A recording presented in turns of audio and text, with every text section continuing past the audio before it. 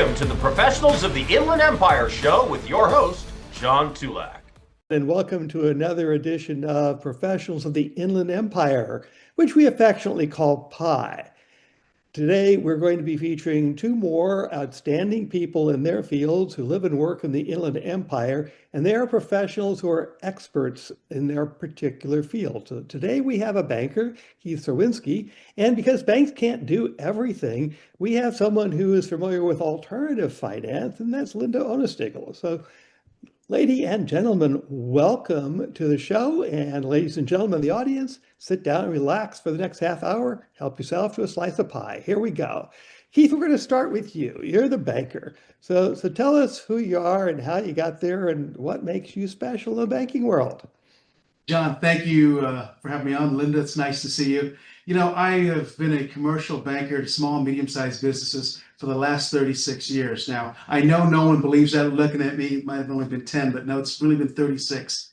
And I've specialized in helping companies that are privately held, 10 to million in revenues to 250, 300 million. And, you know, I fell into this, I said 36 years ago. And when I first got into banking, it was about selling products and services and, you know, how I can give someone as much money as they needed. I can do it the cheapest that they could. And over all these years, I've visited with many companies, and I've seen the good, the bad, and the ugly. And what I came to realize when I came to organizations like American Business Bank, that it's not about providing those commodity products. It's really about figuring out how to be an advisor, how to be a value add to a company. Because I can't do every deal, and I may not always be the right banker. They may not always be with the right CPA or the right insurance broker. And business owners look to their professionals today to be a resource to them, someone that can provide value and help direct them, steer them, because there's so many things, as we all know, is going on in the marketplace. And this year, just like last year in January, I thought, wow, we've got a great year ahead of us. It's going to be smashing. And you know what? It might be smashing, but I'm just not sure which way. So I love the opportunity to help small to medium-sized companies, and those where I can't, and they might not be bankable, that's when I find friends like Linda that can help me and my clients. So that's a little bit of forecasting, if I'm hearing you correctly. So we can all get smashed if it's a smashing year at the end of the year in celebration, or it could go south and we all get smashed for the wrong reason. Correct. Okay, so one of the things I've noticed is that bankers do a really good job of referring to each other, because you've got small, medium, and large banks. You've got boutique banks. You've got your big retail banks that seemingly have a branch everywhere, but it's closed when you want to go in, and everything in between. So the ability, especially in provisors of bankers, to recognize their strengths and what they can't do, and then send a person on to a person in another bank that could take care of them is really an important part of banking. And I'm glad that you described that right at the outset. It's like we're not for everybody. Yeah. So who are you for, Keith? Tell us your ideal kind of client and what you like to do best. Well, I'm for the business operator that looks at their outside partners as someone that could provide them value and help them grow their business. Not somebody who just wants a set it and forget it type relationship where I give them a line of credit for $1 million and they don't want to see me for another year. They may be a great company, but I want to be able to help them figure out how they're going to get to that next level, whether it's growth for working capital, growth for machinery and equipment, maybe some real estate financing, or maybe they're looking to do an acquisition where, again, that may take their leverage to a level that I may not be able to help. So I bring in partners, again, like Linda, that may be able to do some things that I can't do. And you know what I found over the years is if you do the right thing, and saying yes or sometimes saying no is the right decision. And if you do it right and you do it well and you hand them off to somebody and refer them to somebody that's trusted, then later on, that company that I may have provided and Linda may have taken great care of, 2 years down the line when they're bankable, they're going to remember Keith Cerwinski did the right thing and helped me on, didn't just try to stretch and make things happen. And as soon as I had a hiccup, they ran and wanted out of the relationship. That's how you build value in our business. And banking has changed so much over the years. It used to be that you could go to the bank for a wide variety of things that met your financial needs, including trade finance. And now try to get a bank to even know what that is, right? Trade finance has been outsourced, and you've created, as you've referred now a couple of times to Linda, you've created an entire alternative finance industry, which is a very broad term that covers a number of things, including what Linda does. So let's turn to Linda and let's find out what she is up to. So Linda, tell us who you are and what you do and what makes you special. Great. Well, thank you very much for having me. I'm Linda Onestinghel, and I am a Senior Vice President at Shoreline Capital. And I've been providing accounts receivable financing and factoring services for 25 years now. I'm a huge advocate for the small business owners, and I really love helping businesses and people find the right solution for financing when traditional financing just isn't a fit for them at that point. So straight out of college, I worked for Dun& Bradstreet and learned that slow paying customers is really the thorn in every business owner's side.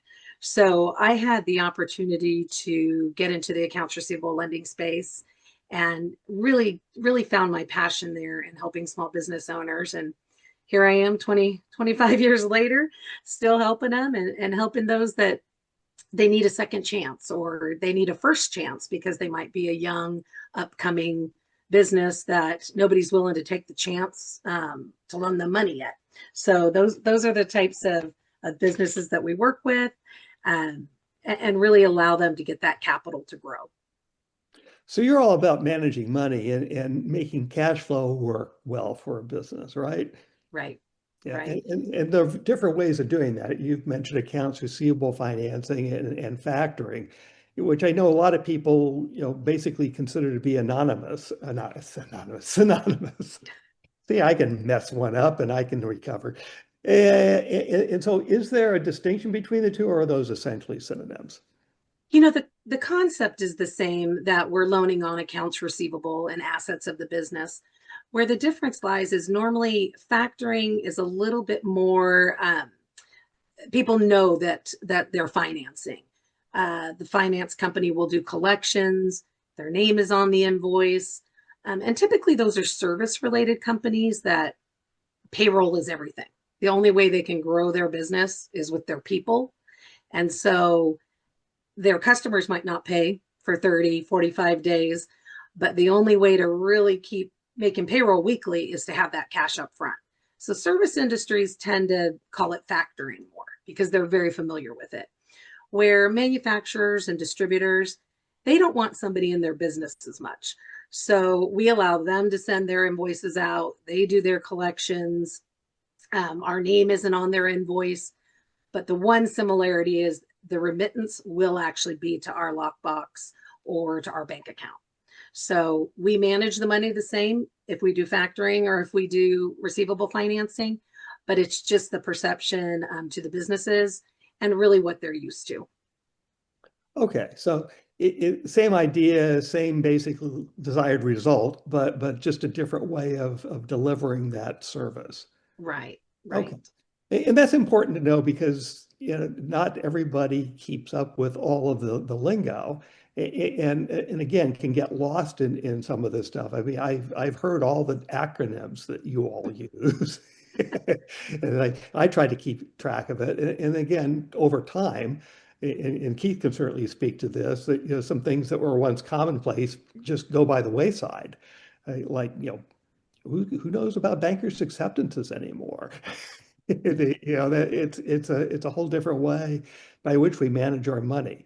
So there's a value to that, right, Linda? That value in having the cash now is worth the percentage or two in points that you give up to have the cash today instead of waiting for the payment at some later point when the client wants to pay. Exactly. Or the customer wants to pay.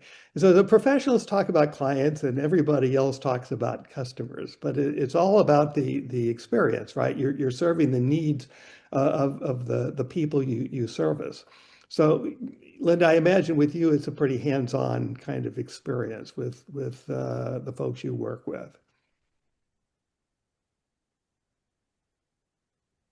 that kind of froze there for a second. So the question is this kind of a hands-on experience, Linda, or is this once you set it up, it kind of manages itself? I'm sorry, I did freeze up. What was the question? Yeah, I'm just looking at the people aspect of it. Is this kind of a hands-on management thing for you, but or is it once you've got it set up for the customer, it's pretty much self-executing? Um, so we look at each of their debtors differently. So a little bit different from banking, we're really looking at who their customers are. So it's a little bit more hands-on to where we're really keeping up with each of their customers, not just their business. So it's a lot more work, internally for us to watch that, make sure payments are coming in because their customers are actually the one paying down the line. We advance the money on day one. When those customers pay, it pays down their line. So they're really not going into more debt as they grow. And then once they get to a point where maybe growth isn't there, it's stabled out, things are going great, that's when we would help them transition to someone like Keith, who now they can manage a traditional line of credit and use the line, pay it back, be able to use it, pay it back on a regular basis. Where with ours, they're continually wanting working capital to keep growing. So by that payment coming to us, it opens up that line and they can grow as big as they'd like, or if sales kind of taper off, their line tapers off with them. So it's just a safe way to manage growth on a younger company or someone growing quickly. Okay. And so nobody likes to hear no, but yet that's a tough thing that you have to do sometimes. Bankers have to say no. What I'm hearing, Linda, is that you have to say no sometimes too, at least to some customers, which should make your client think, why am I doing business with a customer who's considered by someone who has to be an expert in the field to lend money, a deadbeat? Right. We do help our customers out with credit checks to really let them know, what types of limits we are willing to give them, which really should alert them. If we say we don't want to extend credit to them, they should know maybe this should be a COD customer. It doesn't mean you don't want to do business with them. Just make sure you're getting a lot of money up front, if not all of it. Exactly, which is why lawyers and accountants ask for retainers. You have Right. to start somewhere good, right? As for our cash flow. So Keith, I want to go back to the idea of a banker saying no. Sometimes that's the best thing that you can tell an applicant is no, you don't qualify for any service that we can provide, but here's why, and here's who could help you, or here's what you're going to have to do before anybody can help you. That's correct. And so it is an art to be able to talk to business owners who believe their business is the best business. Their business is one of their babies, if you will, right? So when you tell them no, it's personal. So I've got to make sure I have, number one, all my facts in a row. Number two, I've got to be able to give them a solution, though, that'll still help them get where they want to go. But let's be clear. Sometimes they may say, I want to do an acquisition. It's a company up in Oregon, a company in Arizona, or wherever it may be. And we will look at it and we just think that this is not the right time for this business owner to take on this type of debt. This is not the right environment, or they don't have the experience. And we will tell them that. And again, that's a really difficult thing to tell a business owner who's invested their life into developing a business and creating value, creating jobs, creating tax revenue, right? They think they've done a lot, and they have. So it's up to us it's incumbent upon us to say something more than no. It's to give them a real explanation, be transparent with them. And when you're transparent and open and you're knowledgeable about what you're talking about, I think they respect that. They may not like the decision, but they'll respect you. And later on, if they end up going someplace else, whether it's to Linda or any other type of bank out there, because there's 4,600 banks left right now, and they come in all sorts of colors, stripes, and shapes. And some banks will do what I won't do, and vice versa, whatever it may be. But they may come back to me in a couple of years when I call on them just to check out on how they're doing. They may appreciate what I did and set them up with the right people. That's the value, again, that hopefully I create with them. And one of the differences, at least it's been my perception, Keith, in terms of the amount of service that a banker can provide. Well, very widely from bank to bank. It will. A big retail bank, you have a lot of younger bankers. And it's not that they don't know anything, and some of them really know a lot, but they don't get to do a lot until they laterally move to grow or to get that next promotion. And so a seasoned banker like yourself and developing a relationship that can last, and literally, if you move to a different bank, the customer wants to move with you. That's a really valuable thing, and it goes back to the advice, right? It is. It goes back to service. It goes back to trust, and that's what relationships are built upon, right? So I'll give you an example. I have one of my clients that I started dealing with. I said I've been doing this for 36 years. I have one client that I've had for 26, almost 27 years. I use the expression sometimes when I visit with business owners, we want to, if we really like them and they like us, let's grow old together. And I mean that in many different aspects, but one of them truly is, if I'm doing the right thing, there's nothing more I'd like to see than when I help a company, when I help an owner achieve their objectives, whether that's growth, whether that's improving profitability, or whatever it may be, that I'm part of it. And sometimes I put a line of credit out there and they don't use it. That doesn't bother me.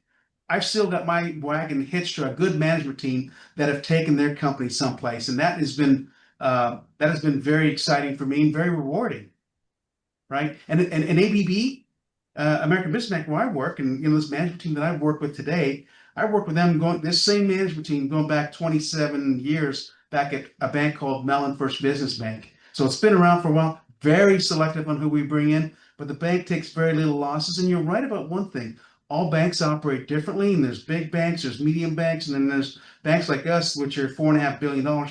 We try to limit on who's coming in the front door, so we take really good care of the ones that we bring in, service them to death, make sure the bankers have a lot of knowledge and they have access to management.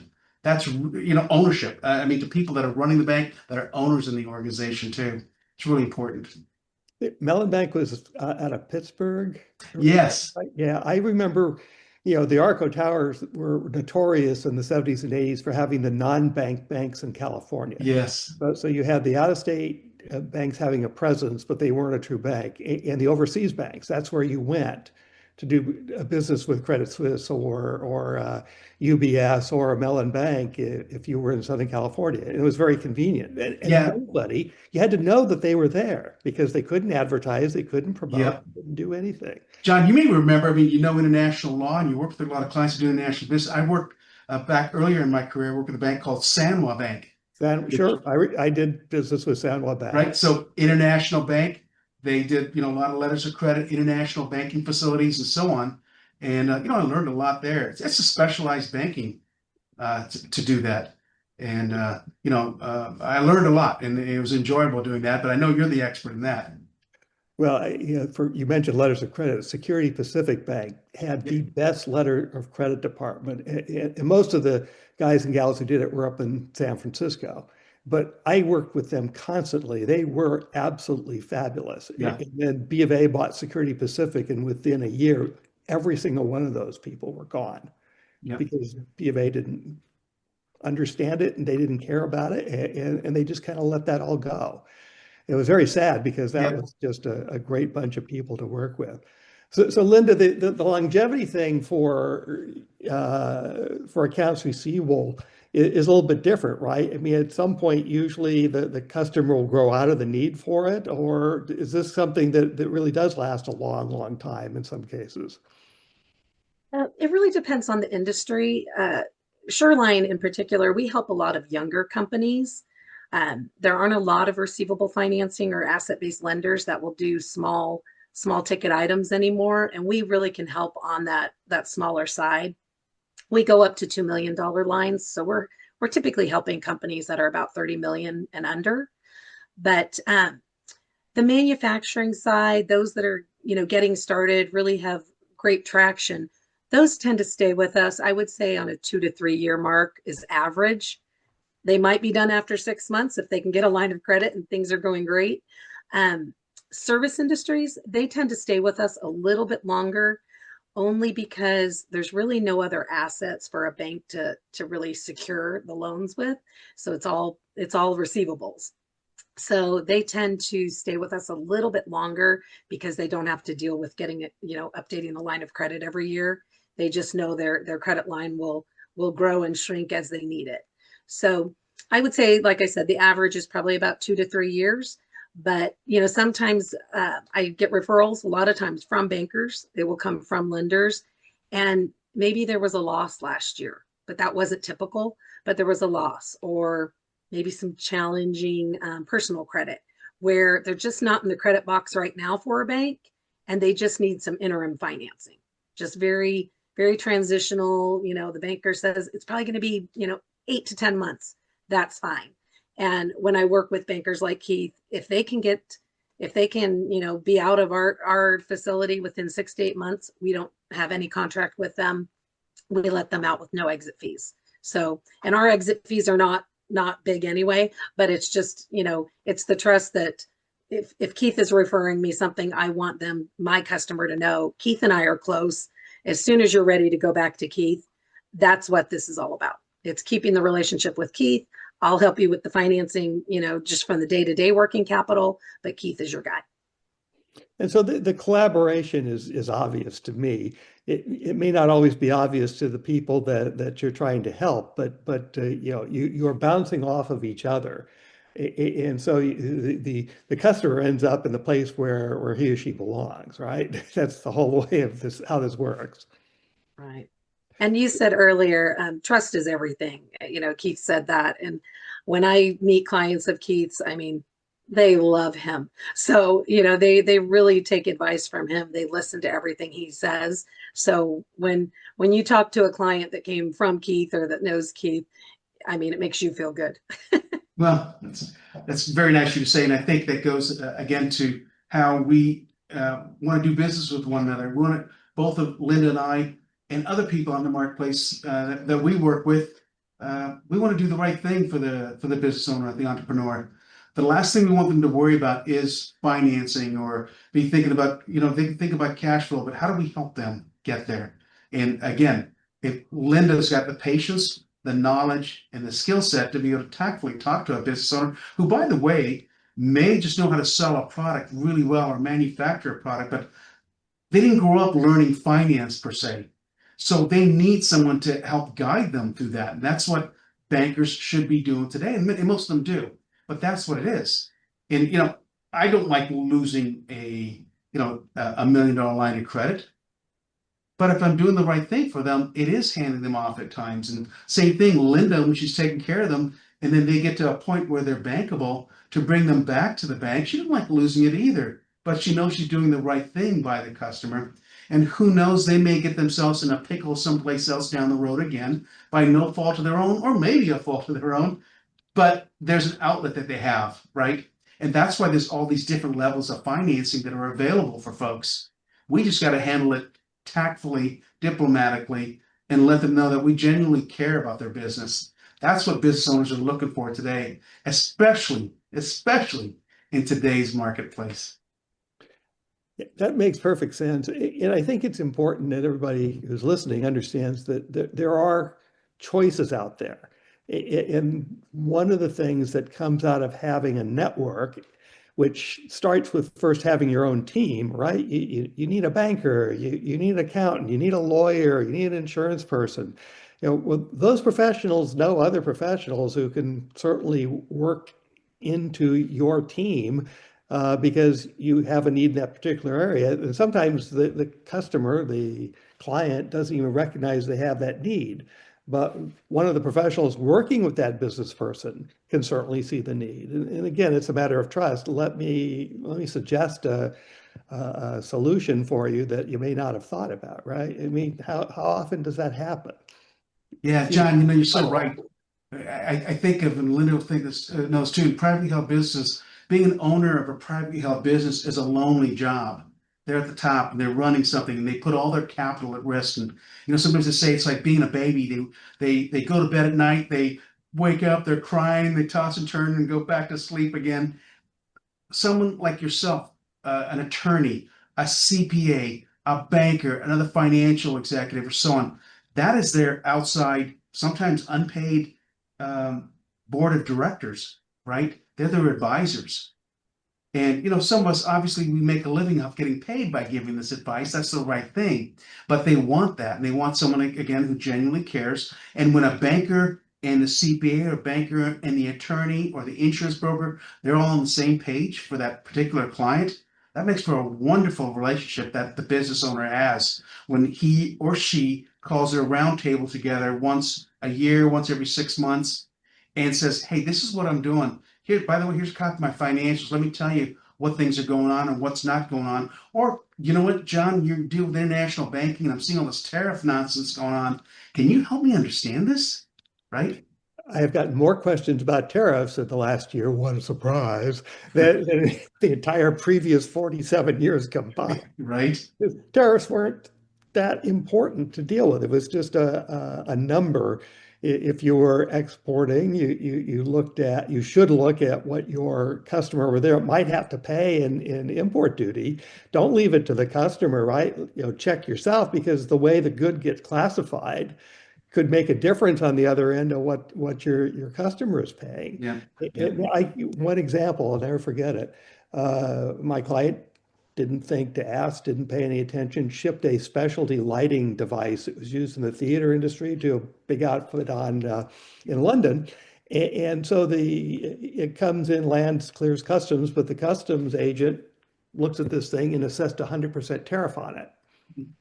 Had anybody bothered to look it up, the tariff would have been 4%. No. But nobody thought to do it. So I mean, tariffs have been with us a long time. It's just that they've been in the background. Our tariffs have been historically low because we believe in free trade, or at least we used to.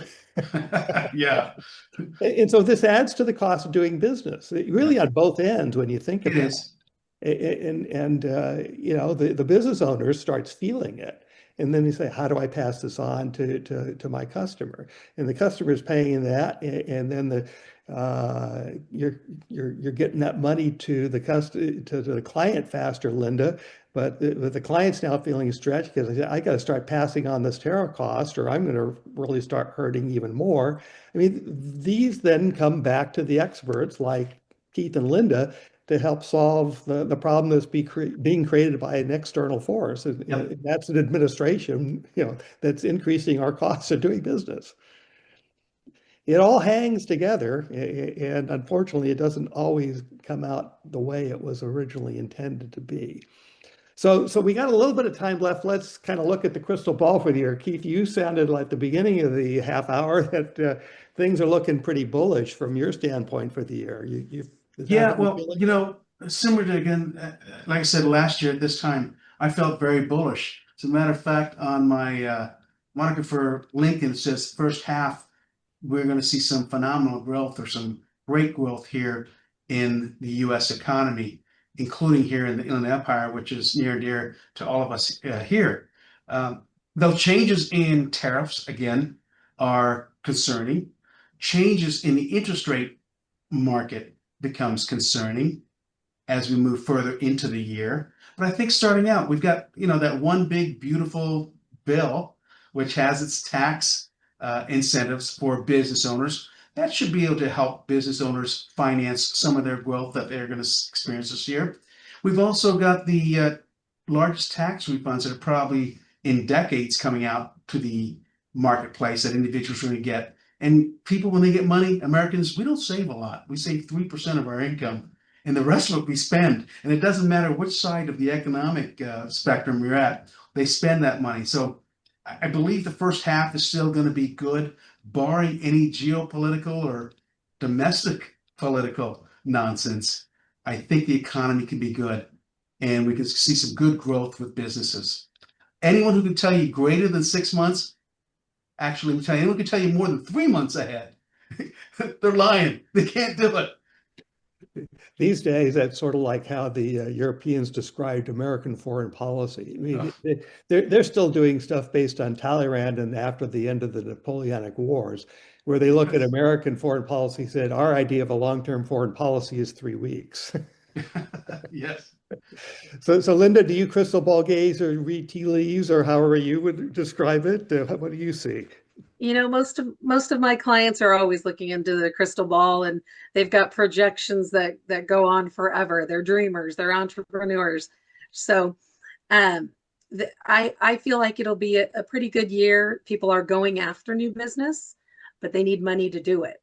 So that's the trick. If they've got the ability to work with maybe some larger clients that maybe have net 60-day terms, they can't take on those clients if they don't have money. So, if they're floating payroll, if they've got to buy more inventory. So I think cash flow is going to be, cash is king. It has been forever, but it's going to be a big issue this year, and being able to access it traditionally or through alternative sources. I think that we'll see banks noticing the profitability not as big as it's been the last couple of years. So I do feel we're going to have a busy year, but hopefully it'll be very transitional and everyone can get back to less expensive financing. Super. Well, let's hope it does stay a good year and we do not have some geopolitical event that screws it all up. So the half hour-ish, it's always around an ish part, flies by really fast. I want to thank our guests today, Keith and Linda, for joining me on Professionals of the Inland Empire. The YouTube channel has not only this one, which will be posted in a few days, but every single previous one. So ladies and gentlemen, if you haven't seen some of the earlier ones, check them out. Each one features mostly two, but sometimes one expert in his or her field who's living and working in the Inland Empire. So thank you again, Keith and Linda. Ladies and gentlemen, so long for now. Thanks for watching or listening to, depending on the case, the Professionals of the Inland Empire show with your host, John W. Tulak. If you have a suggestion for a guest, email him at jwtulac, that's JWTULAC, @gmail.com. jwtulac @gmail.com.